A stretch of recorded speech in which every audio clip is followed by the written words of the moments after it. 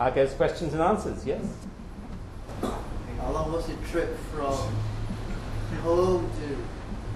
Yeah, exactly. How long was my trip? I started about 50 years ago. But my first overland trip from Britain, I think it lasted about 8 months. It only actually took about 2 months to travel from London to India, overland.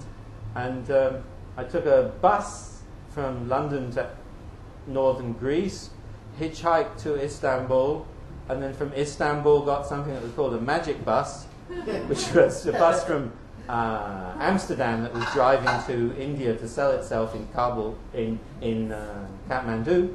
And that took probably about another... It should have only taken 2 weeks, but it kept breaking down. So it probably took 3 weeks to get to India. And then I stayed in India first time about 6 months. And I spent about 2 months travelling back as well. It was interesting because when I was in Afghanistan on the way back, there was an eclipse when I was in Kandahar. And all the people said, oh, this, is a portent of something really terrible. And I, being the Western scientific rationalist, said, no, it's just an eclipse, nothing special. And then later in the year, the Russians invaded. And all those people must have thought, those British know nothing. And then I arrived in Tehran and I ran out of money, but I met some Americans and I stayed with them. And I was having some money wired to me. And there were all these reports in the newspaper saying things like small fire damages shop in South Tehran. And then the day after I got to Turkey, the newspapers said Iranian revolution. You kind of bring a wake of destruction. Yeah, well, apparently. I wouldn't like to see it that way. It didn't happen that way when I went to India. I arrived there and the emergency had just ended and democracy was flourishing. So. Thank you. Good question, though. Yeah. How long was my first trip? Another question? Yeah. Do you remember every single picture that you took? Because you seem to know what you did, what were your feelings. So I can't say I remember every single picture, but I can say that I do remember a great proportion of the pictures, because the pictures take some time to draw, 20 minutes, half an hour or whatever, and often during the drawing of the picture there's some interaction that happens between me and the person who's talking to me while I'm trying to draw it. And that helps to fix it, or there's some mood or something that goes into it. So the picture is expressive of emotions and feelings. And so it often does have a strong memory factor for me that I remember it. Whereas a while ago I went and discovered a whole lot of negatives that I'd taken in India and had boiled for me there. And I looked at some of them, and for ages I just couldn't remember anything about where I'd taken pictures of these things which were on the pictures. Because photographs are so quick, click, click, click, and you're done. There's no substantive interaction between you and the environment. Whereas one of the great things about pictures is that relationship. And I think some of the pictures where I don't remember where I drew them, it could just be because I didn't draw them anywhere specific. I drew them in my house or in a place. So I'd have to remember the mood that I was in. Like the watercolour I showed you, I can't remember where I drew it. Because I don't think it was of anywhere outside. It was just in here. I think it's really interesting what you just said of the relationship between photography and creating images by hand. What about videography? Because when shooting a video, you actually have to be present for as long as it takes to shoot the video. Are you interested in videography? How do you see that or complements with the other two modes?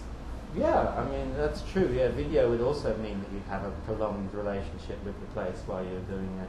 And photography could do as well, because after all, in many cases, people carefully set up photographs and things like that. I'm probably interested in anything that gives you a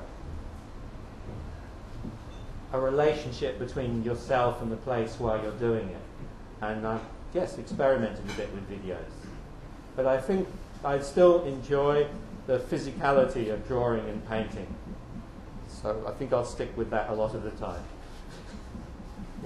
most challenging place that you've ever attempted to render a drawing or painting?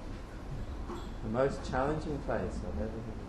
It's a good question. I always remember when I was studying about art history that Turner had himself lashed to the mast of a ship in a storm in order to be able to try and draw pictures of what the storm was like. I've never done that. Yeah. Not at all. No, I think that I'd probably try and avoid situations of great danger while drawing pictures. They're not conducive to drawing. No, I tried to take a photograph at one time. I happened to be in China. Yeah. And suddenly these people appeared and said, "You can't do that." Right. So I mean. Yes. But the invasion came after him, remember? Yeah. Oh, yeah. I don't know. The only thing I can think of off the top of my head at the moment is that some of the drawings of Afghanistan that you saw were done on the hills in Kabul, and it was one of the few occasions where I remember that after we came down from the hill and walked back into the town, the children decided it would be nice to throw rocks at us.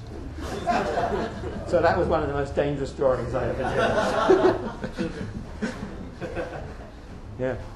When you're drawing something, right, and then someone comes to talk to you, Yeah. do you have to stop drawing, or can you talk and draw at the same time?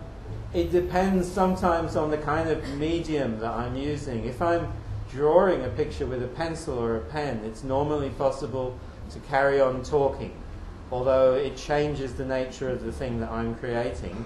If you're doing something like a watercolor, as was mentioned, sometimes there's really critical issues with watercolor and timing. The paper has to be the right degree of wetness and things. So it can be really difficult if people interrupt you during the middle of a watercolor. And there's this whole thing with like clouds and the more uncontrolled elements in watercolors, which is like you don't have any control in some senses over some moments there. So yes, if people try and talk to me sometimes in the middle of some parts of paintings, they just never work. Ever. But drawing, better. Normally you can do the both, I find. I can anyway. What tools and materials do you bring around? Sketchbooks, pencils, sharpener, watercolor, blocks, brushes, which unfortunately nowadays are often mistaken for things on aeroplanes and you have to show them because they come in sort of things that look like cartridges. And acrylic paints. Often go out and get acrylic paints. Find it more difficult to travel around sketching with acrylics than have them in the house. Oil colours sometimes too. Yeah, those are my main mediums. But I think a sketchbook and a pencil, or a pen, depending on my mood.